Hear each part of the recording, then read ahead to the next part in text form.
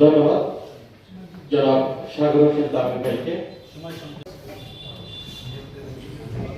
ধন্যবাদ সবাইকে। একাত্তর বলবো আমি চিন্তা করতেছিলাম আলী বলছে আলীপর আমি যদি একটা অফিস করি অনেক বছর ধরে মূলত এই নামটার সাথে একটা অন্যতম আমাদের বাঙালিদের একটা দুর্বলতা। এবিএম মুসা বাংলাদেশের একজন প্রতিষ্ঠা সাংবাদিক, তিনি ৭১ গ্রামে একটা লাইসেন্সটা নেওয়ার চেষ্টা করেন, বাবু নিয়ে নেয়। তো ওইখান থেকে কিন্তু আমরা জানতাম যে বাংলাদেশে ৭১ টেলিভিশন পুরো প্রোগ্রাম কম দেখা হতো না। সকালে ৭১ টেলিভিশনের আগে যে সালামে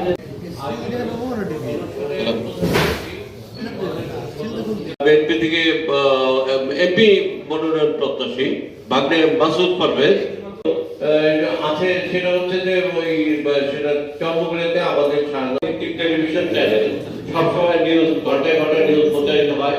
সেটা ওই মিডিয়া তাকে একটা অ্যাসাইনমেন্ট দিয়ে দেবে, তাহলে তাদের কোনো বন্ধ নেই, কোনো ছুটি নেই, তাদের বিষয়ে চালিয়ে দিতে হবে। সেখানে সম্মানী বা বেতন একাত্তর টিভির সাফল্য কামনা করে এবং আজকের এই অনুষ্ঠানে পত্রিকা কিন্তু মানুষ তাদেরকে দেখে, মানুষ শুনতে। নতুন করে শুভকামনা, কারণ হচ্ছে বর্তমানে এইভাবে কাজ করছে, তাই কাজের ধারা অব্যাহত রাখলে আগামীতে ৭১ টিভি শব্দ মাদের করে কাজ করছে আমাদের ব্র্যান্ড এবং সহকর্মী আরিফ ভাই। তার শুভেচ্ছা জানাচ্ছি আজকের এই অনুষ্ঠানে ৭১ টেলিভিশনের এবং আলিফ ভাই। আমি কিন্তু আমাদের ভাই যেহেতু আলিফ ভাই আগেও মহারাজ টেলিভিশন আলিফ ভাইয়ের সাথে আসলে আমি যেগুলো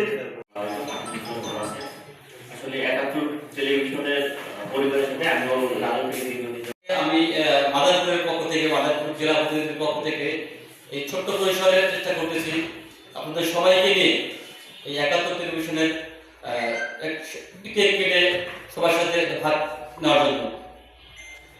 আমি ৭১ টেলিভিশনের যাত্রা শুরু করছি মাত্র ২ মাস হয়েছে।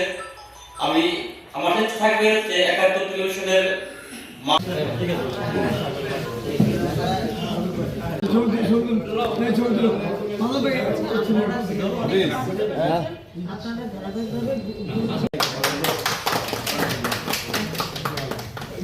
ধন্যবাদ।